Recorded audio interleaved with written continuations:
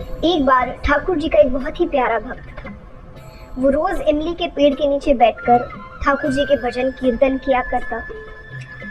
उसी रास्ते से एक दिन नारद जी जा रहे थे। वो उस भक्त को देखते हैं, उससे पूछते हैं, क्या तुम रोज यहीं बैठकर ठाकुर जी का भजन करते हो?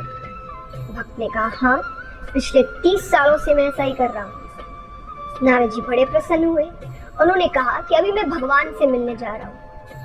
अगर तुम कुछ संदेश देना चाहते हो या उनसे कोई बात कहना चाहते हो तो मुझसे कह दो। भक्त ने कहा, बस एक प्रश्न है मेरा कि मुझे भगवान दर्शन कब देंगे? नारद जी ने कहा, ठीक है। वो भगवान के पास जाते हैं, भगवान से प्रश्न पूछते हैं। भगवान ने कहा, उस इमली के पेड़ में जितने पत्ते हैं मैं उतने ही वर्षों बाद उस भक्त को दर्शन दूंगा। नारद जी बड़े उदास हो जाते हैं, नीचे आते हैं। भक्त ने पूछा कि आपने मेरा प्रश्न पूछा क्या? नारद जी ने कहा, छोड़ो वो बात, कभी और करेंगे। अरे, भक्त कहते, ऐसे कैसे छोड़ो? मैंने भगवान से वो प्रश्न किया है, मुझे उसका उत्तर चाहिए। नारद जी ने कहा, तुम उदास हो जाओगे। बोले, नहीं, मैं उदास नहीं हूँ, आप मुझे उत्तर बताइए। नारद जी ने कहा कि भगवान ने कहा है कि इस इमली के पेड़ में जितने पत्ते हैं मैं उतने ही वर्षों बाद तुमसे मिलने आऊंगा। भक्त वापस पूछता है, भगवान ने ये बात खुद कही है? नारद जी ने कहा, अपने मुख से कही है। बोले, हाँ। बोले, मुझसे मिलने के लिए भगवान ने उत्तर दिया है? नारद जी ने कहा, हाँ भाई, भगवान ने ये कहा है। ये सुनने के बाद वो जो नाचने लगता है, इतना मग्न हो जाता है, नृत्य करने लगता है, भजन गाने लगता है।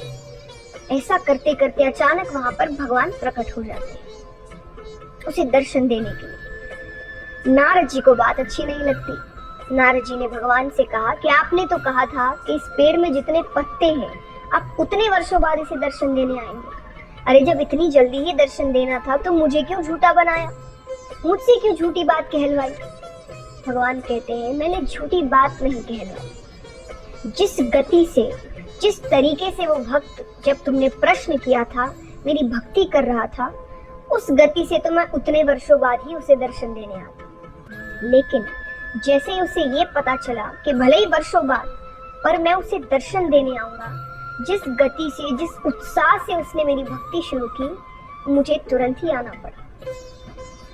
इस कहानी की सीख क्या है कि अगर हम ये सोचते हुए कि जितने वर्ष चलते जा रहे हैं तो हल्की फुल्की मेहनत करते रहते हैं जीवन में, जब मिलना होगा तब मिल जाएगा, तो उस प्रकार से आपको काफी समय लगता है। पर अगर आप उन्नति चाहते हैं, सफलता चाहते हैं, तो आपको उस प्रकार की कड़ी मेहनत, उस प्रकार की दृढ़ता, उस प्रकार का उत्साह अपने कार्य में करना होगा। और तभी जिस प्रकार भगवान कुछ मिनटों में ही उसे दर्शन देने आते हैं, बहुत जल्द आपको सफलता प्राप्त होगी। तो मेहनत करिए, पर इस प्रकार करिए कि मानो भगवान आपको जल्द दर्शन देने वाले हैं। उतने ही उत्साह